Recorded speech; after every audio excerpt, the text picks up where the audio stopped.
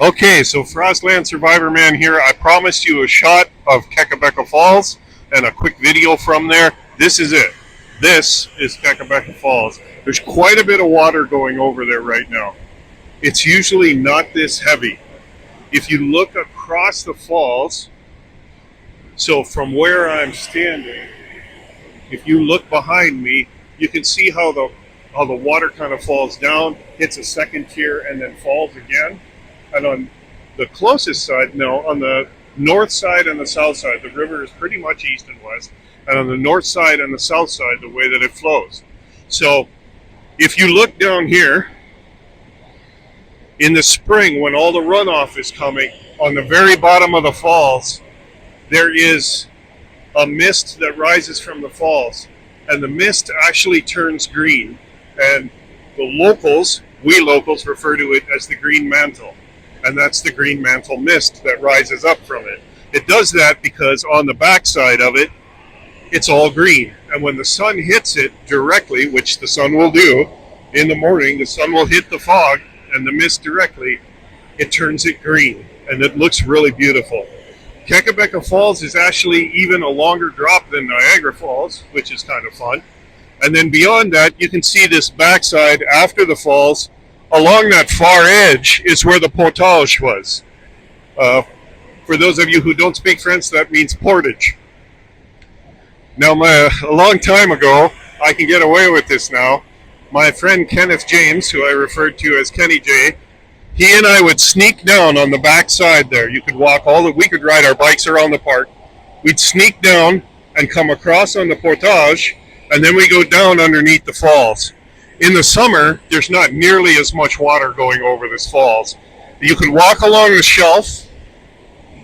You can see kind of still where that shelf is along the far side and actually go under the falling water, which we did. Underneath there, people would throw money in the falls, and we would go pick it up. And in Canada, they have a dollar coin and a $2 coin, so you could actually make pretty decent money walking down there. We did get caught once, and we got out of there before anybody could find us, which was a good thing. The other thing that I wanted to show you is straight up the river. This is the Kaministiquia River, and straight down that way. I said in an earlier video that is the Ojibwe word. Kaministiquia is for river with islands. So you can see, if you look up and down the river, and in the earlier videos, this is a river with islands. And in the entire time I've lived here, well, in the entire time I lived here before and until now, it's not changed much.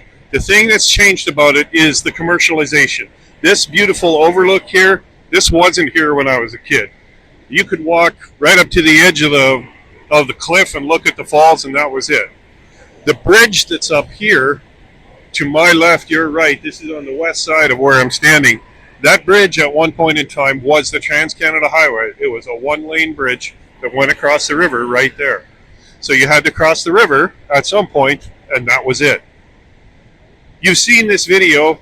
You've seen a video of this falls in my intro, in my Frostland Survivor Man intro. You've seen a video of this falls.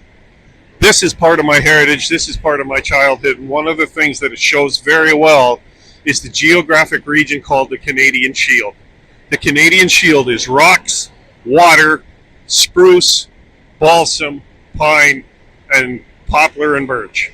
That's the Canadian Shield. Lots of rocks, lots of hills, lots of water. And this showcases it very, very well. Kakabeka Falls, Ontario, Canada. Look it up. I'm not going to tell you where it is. Find it yourself. It's a gem. It's a hidden treasure. See it at some point in your life. It'll be well worth the trip.